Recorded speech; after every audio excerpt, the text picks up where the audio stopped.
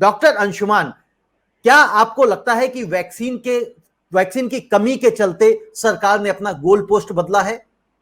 जी रविंद्र जी, पहले तो मैं आपको बताऊं कि जो आंकड़े आप दिखा रहे हैं और जो आपका दिखाने का तरीका है, वैज्ञानिक तरीका यही है।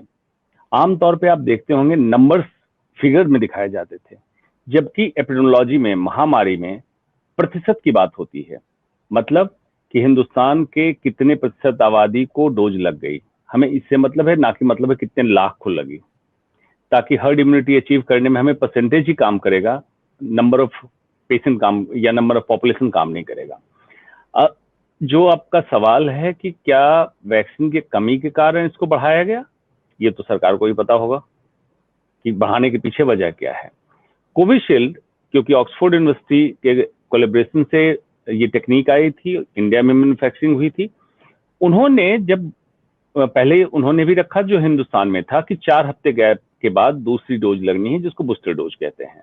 जब बाद में उन्होंने देखा कुछ लोगों ने बाय फॉल्ट मिस कर दिया सेकेंड डोज को, जैसे कभी किसी को सर्दी बुखार हो गया, कभी कोई किसी कारणवश नहीं आ पाए, और उनका सेकेंड डोज बूस्टर डोज बाद में जाके लगा 6 हफ्ते, 8 हफ्ते या 12 हफ्ते के बाद, तो देखा कि उनमें प्रतिरोधक क्षमता ज्यादा बनी, एंटीबॉडी की मात्रा ज्यादा बनी।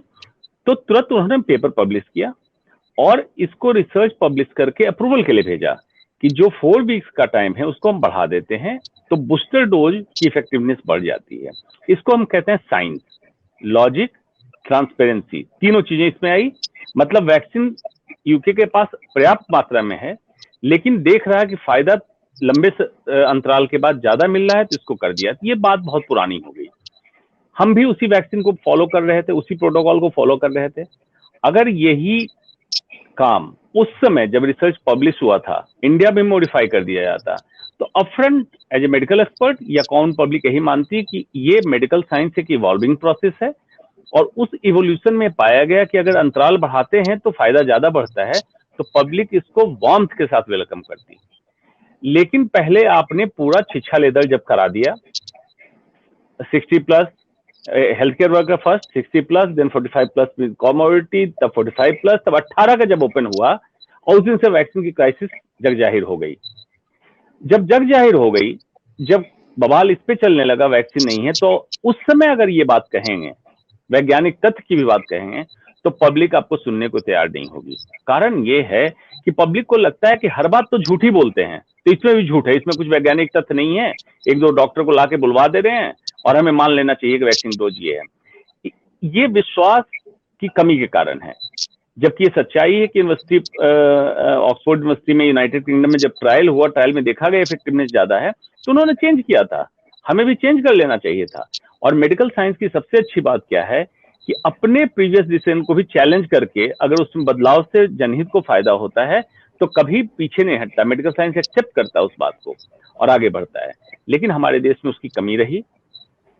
मुझे आश्चर्य इस बात का है कि कौन सलाहकार समिति में लोग बैठे होते हैं जो इनको सलाह ऐसी देते हैं जिसमें सरकार में बैठे लोगों की बदनामी और बेइज्जती ज्यादा हो, रादर देन कि पब्लिक को फायदा भी ना हो और इनके पार्टी को भी फायदा ना हो कि अगले चुनाव में जीत सकें। सारा पॉइंट इनके अगेंस्ट भेजते हैं अगर जो इनके साइंटिफिक एडवाइजर है। यानी कि डॉक्टर अंशुमान, आपका ये मानना है जो हमारी अभी मौजूदा सरकार है, इनके पास सलाहकार बेहतर नहीं है और ये उल जलूल सलाहें देते हैं और सरकार मान लेती है? बिल्कुल, उन सलाहकार को मैं नहीं जानता हूं, लेकिन अगर ऐसा हो रहा है तो मैं तो यही मानूंगा, क्योंकि सरकार में बैठे लोग डॉक्टर नहीं हैं, उनके टीम में जरूर सलाहकार होंगे। और स्वास्थ्य मंत्री तो हमारे डॉक्टर भी हैं। तो अगर उन लोगों की जो मीटिंग हो रही है और इस तरह से क्राइसिस में क्योस करा के इस तरह का डिसीजन देंगे तो पब्लिक आप पे ट्रस्ट नहीं करेगी, इसमें कोई दो मत नहीं है। ऑल्दो जो दर्शक सुन रहे हैं उनके लिए बता देता हूं कि वाकई कोविशील्ड वैक्सीन में ड्यूरेशन बढ़ाने से फायदा बढ़ा है, ये तथ्य है। लेकिन मेरी बात आप मत मानिए, क्योंकि मैं एक सिंपल डॉक्टर हूं। जो महामहिम लोग कहें उन्हीं की बात मानिए, वो ज्यादा अच्छा बोलेंगे। यानी कि आपका ये कहना है कि जो दोनों वैक्सीनों की डोज के बीच में जो समय सीमा बढ़ाई गई है वो फायदेमंद है, वो सही है? जी बिल्कुल है। इसका रिसर्च पेपर पब्लिश हो गया है और कई महीने पहले पब्लिश हो गया है। तो जब डॉक्टर अंशुमान पहले ही पब्लिश हो गया था तो ये चीज पहले क्यों नहीं करी गई, हमें उसको इतना समय क्यों लिया गया? क्योंकि आपकी प्रायोरिटी नहीं है।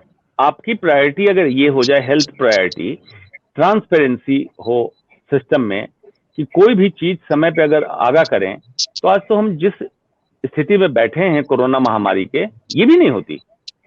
न ट्रांसपेरेंसी है, पारदर्शिता की कमी है, डिसीजन मेकिंग की कमी है, और जो सलाहकार जिस भी तरह के हैं, चाहे तो प्रशासनिक सलाहकार हैं या वैज्ञानिक सलाहकार हैं, चिकित्सीय सलाहकार हैं, इन्होंने गुमराह करके रखा है पूरे सिस्टम को।